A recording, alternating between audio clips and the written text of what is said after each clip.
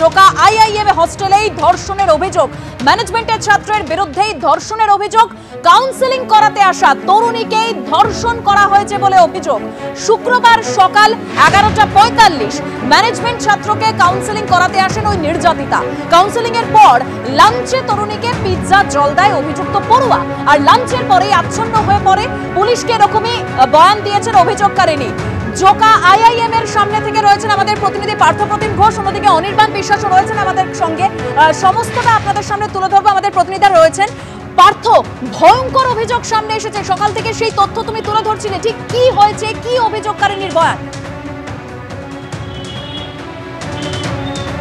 দেখো, অভিযোগকারিনী যেটা বয়ান সেটা ভয়ঙ্কর অভিযোগ। আমি যে জায়গায় দাঁড়িয়ে রয়েছি এটা হচ্ছে জোকার সেই আইআইএম জোকা ম্যানেজমেন্টের, এবং সেখানে দেখতে পাচ্ছ একেবারে পুলিশে ঘেরাটোপ চারিদিকে, এবং এই মুহূর্তে পুলিশ কিন্তু গোটা ঘটনা তদন্ত সেটাকে এগিয়ে নিয়ে যাচ্ছে। তবে যেটা অভিযোগ সেটা হচ্ছে মারাত্মক, সেটা হচ্ছে যে এই যে ক্যাম্পাস যেখানে এখন নিরাপত্তা রক্ষী দেখতে পাওয়া যাচ্ছে, এখানেই গতকালকে সকাল 11:45 নাগাদ নির্যাতিতা, তিনি মনোবিদ, তিনি আসেন এবং দ্বিতীয় বর্ষের এই পড়ুয়াকে একেবারে কাউন্সেলিংয়ের সেশনের জন্য তিনি আসেন বলে জানা যায়। এবং তার পরবর্তীকালে যে রেজিস্টার রয়েছে, অর্থাৎ যেখানে কোনো রকমভাবে কেউ বাইরে থেকে এলে তারা কিন্তু সেই রেজিস্টার্ড বুকে একেবারে রেজিস্টার করে, কিন্তু সেটা কিন্তু করা হয়নি। আর যে জায়গা আমার ডান দিকে ও বাঁ দিকে দুটি জায়গা রয়েছে যেখানে কিন্তু যে ভিজিটার রেজিস্টার্ড বুক রয়েছে সেখানে রেজিস্টার করা হয়নি।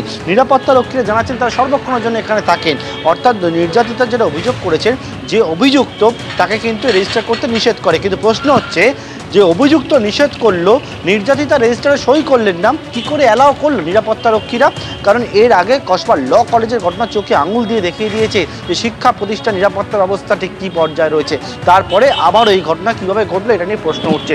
তারপরে পরবর্তীকালে একটা ভেতরের দিকে নিয়ে যায় এবং লেক ভিউ হস্টেল যে রুম রয়েছে 151 নম্বর রুম, সেখানে পিৎজা এবং খাবার দেওয়ার পরে অভিযোগকারী জানান তিনি তন্দ্রাচ্ছন্ন হয়ে পড়েন এবং তারপর তাকে কিন্তু নির্যাতন করা হয়। তিনি বেরিয়ে আসতে চাই, তাকে মারধর পর্যন্ত করা হয়। তেমনকি তার পরবর্তীকালে রাত্রি 8:35 নাগাদ, অর্থাৎ প্রায় 9 ঘন্টা এখানে নির্যাতিত থাকেন। 8:35 নাগাদ যখন তারা সংজ্ঞা ফেরে এবং তার পরবর্তীকালে তিনি সেখান থেকে বেরোন এবং পুলিশের কাছে গিয়ে অভিযোগ দায়ের করেন, এবং সেই অভিযোগের পরিপ্রেক্ষিতে পুলিশ ইতিমধ্যে ধর্ষণ সহ একাধিক ধারা মামলা রুজু করেছে। প্রথমে তুমি জানো 2টি ধারায় মামলা হয়েছিল, পরবর্তীকালে আরও 3টি ধারা পুলিশ যুক্ত করেছে, যার মধ্যে রয়েছে মারধর, আটকে রাখার মতো ধারা, এবং সেই ধারা মামলা রুজু করে অভিযুক্তকে জিজ্ঞাসাবাদ করে জানার চেষ্টা করছেন ঘটনার পিছনে কে বা কারা যুক্ত রয়েছে।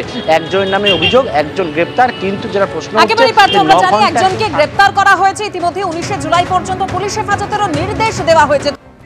হস্টেলের মধ্যেই ধর্ষণের অভিযোগ ওঠার পর অবশেষে জোকা আইআইএম কর্তৃপক্ষের বয়ান। আমাদের ছাত্রের বিরুদ্ধে গুরুতর অভিযোগ, অভিযোগকারিনী ইনস্টিটিউটের কেউ নন, প্রশাসনের সঙ্গে সম্পূর্ণ সহযোগিতা করা হচ্ছে। এই ধরনের ঘটনায় জিরো টলারেন্স নীতি আইআইএম কর্তৃপক্ষের। তদন্ত চলাকালীন মন্তব্য করা থেকে বিরত থাকবে কর্তৃপক্ষ। হস্টেলে ধর্ষণের অভিযোগে বিবৃতি ভারপ্রাপ্ত অধিকর্তা।